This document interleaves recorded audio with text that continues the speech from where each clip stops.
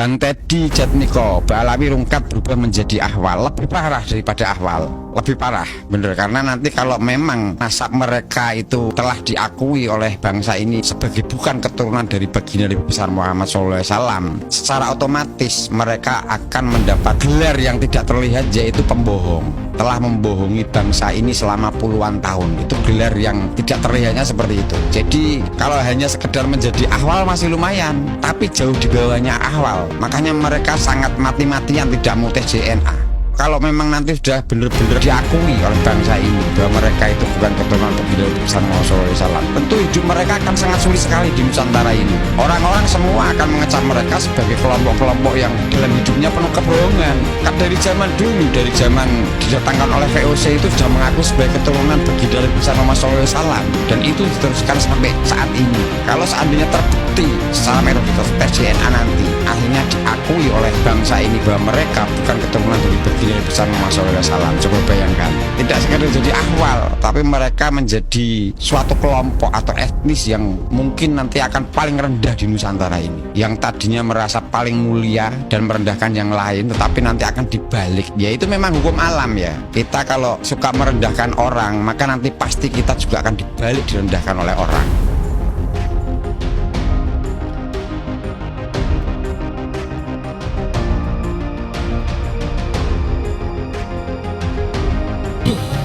Hasil tes keluarga DNA Wali Songo yang pertama melalui HISEK J1, melalui Ancestry Inggris J1, JLG Jermani J1, Inavis Mabes Polri J1, Rumah Sakit Internasional Singapura J1, Ekspor DNA Dubai J1, Ekspres DNA Tes Brunei J1.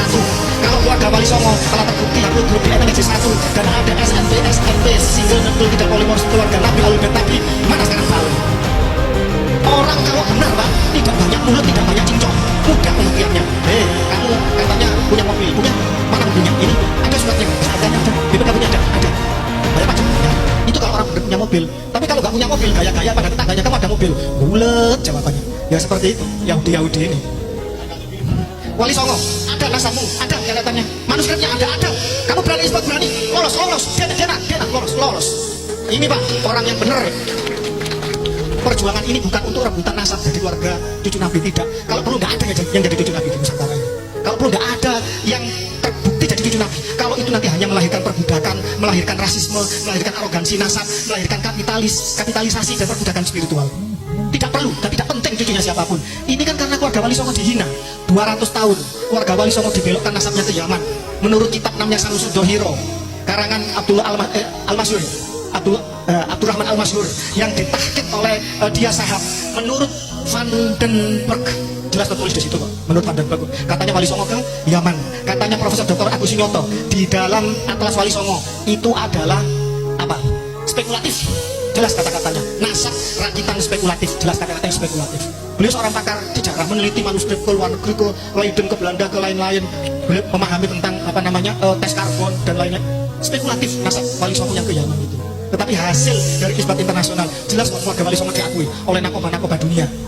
Pertanyaannya, Pak Alwi Yaman yang mengaku cucu Nabi, yang menyombongkan sebagai cucu Nabi, yang menjual nasabmu untuk memakan darah dan keringatnya dan hartanya pribumi Nusantara, mana tes DNA-mu?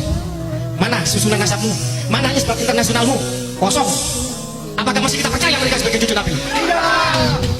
Jelas, orang benar itu jawabnya tegas. Kalau orang salah bulat, mertuanya ngomong kita harus tes DNA, mertuanya harum tes DNA. Nah ini mertua sama mantu kok bulat ini, ya kan? Ini menantu durhaka ini. Jadi itu jawabannya. Jadi terkait masalah Anda jadi muhibin atau enggak, itu beda urusan. Tetapi dalam narasi ini kita harus tegas. Jadi gini, antara habaib yang kasar maupun yang halus kita anggap sama dulu. Selama mereka menarasikan dirinya sebagai cucu Nabi, wajib kita mempertanyakannya. Siapapun dia, guru, misalkan guru kita pun, apakah saya tanya, apakah guru Anda maksum, terjaga dari noda dan dosa? Guru kita tidak maksum, mungkin salah. Pertanyaannya, bukankah Mbah Hasyim Asy'ari, Mbah Mun dan lain-lain, mereka kan selalu menjual itu. Kiai-kiai sesepuh kita dikatakan mengakui mereka sebagai muhibbin. Pertanyaannya sekali lagi saya katakan, apa sebutan mereka untuk kiai-kiai kita? Ahwal dan Ajam. Apa ahwal itu? Katanya sopaman saudara dari ibu. Sebenarnya itu plesetan dari anjing. Bonden and verboten, apa? anjing dan pribumi dilarang masuk. Itu adalah peribahasa yang ditetapkan oleh Belanda ketika segregasi kelas di zaman penjajahan. Ajam apa? Orang di luar bangsa Arab. Loh, mereka loh yang bukan orang Arab, orang Kaukasus. Mereka itu orang Bani Khazar. Saya sudah menulis, coba dicari bahwa mereka adalah keturunan dari Khazar. Tes DNA mereka membuktikan itu. Situs DNA Yahudi membuktikan itu. Kemudian mereka menyebar ke semua bangsa. Mereka menjadi Yahudi Sephardic, Yahudi Ashkenazi, menjadi Yahudi Kaifen, Bene, Kochi, Igbo, Alfa. Dan mereka datang ke Indonesia dibawa oleh siapa? Kitab Al-Istizadah karangan Alwi, ya, Muhsin bin Ali bin Abdurrahman bin Ubaidillah, cucu dari Mufti Tarim pada zaman itu, Abdurrahman bin Ubaidillah. Itu jelas-jelas mengatakan mereka 100% diangkut oleh Belanda.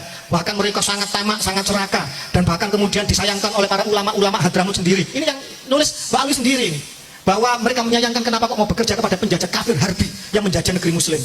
Bahkan kemudian mereka mau menyuap ulama-ulama Tarim supaya melegalkan pernikahan rasisme atas dasar kafaah, bahwa perempuan-perempuan mereka haram, hukumnya zina, dikawin oleh di luar mereka, termasuk Baraja. Mana Baraja? Termasuk golongan Al-Irsad.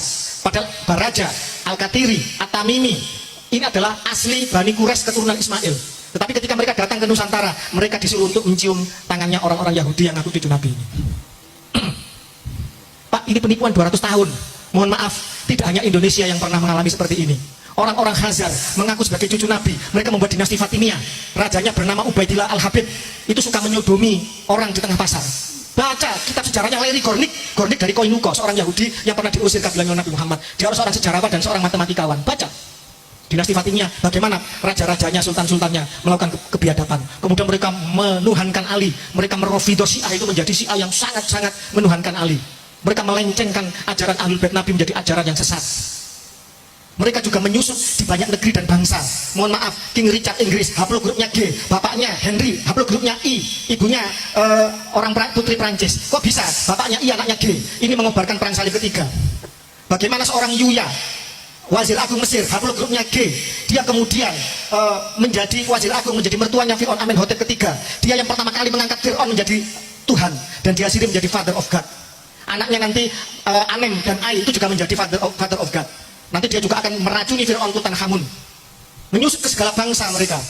Bagaimana Stalin juga menyusup untuk melakukan pemberontakan revolusi Bolshevik 1917 di Rusia, meruntuhkan 3 abad kekuasaan dinasti Tsar Rusia Romanov yang dibantai oleh mereka. Dia kemudian membuat kelaparan, 7 juta orang mati. Dia membantai pemimpin Lenin dan seterusnya, sesama komunis, kalau nggak salah 11 juta orang. Dia mengobarkan perang dunia kedua, 70 juta orang mati.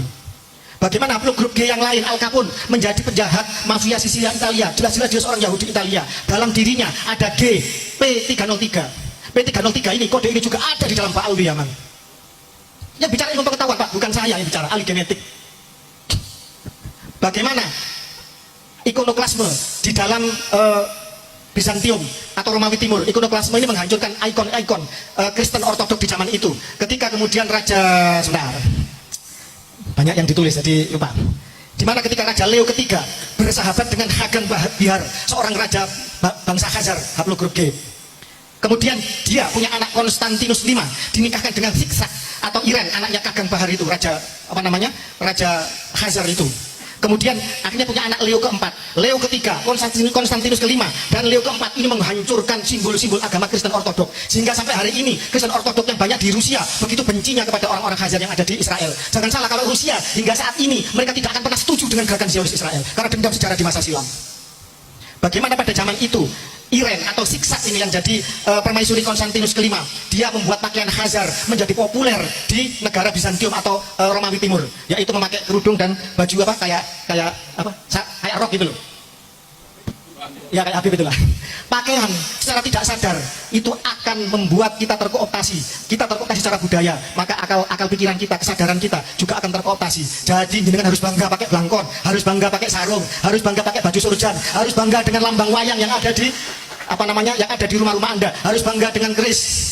Kita harus bangga dengan kebudayaan kita. Kalau tidak, siapa yang nguri-nguri? Kalau ini kita sudah tercabut dari akar budaya kita, sekuat setinggi apapun pohon akan tumbang. Itu yang bisa saya jawab. Wassalamualaikum.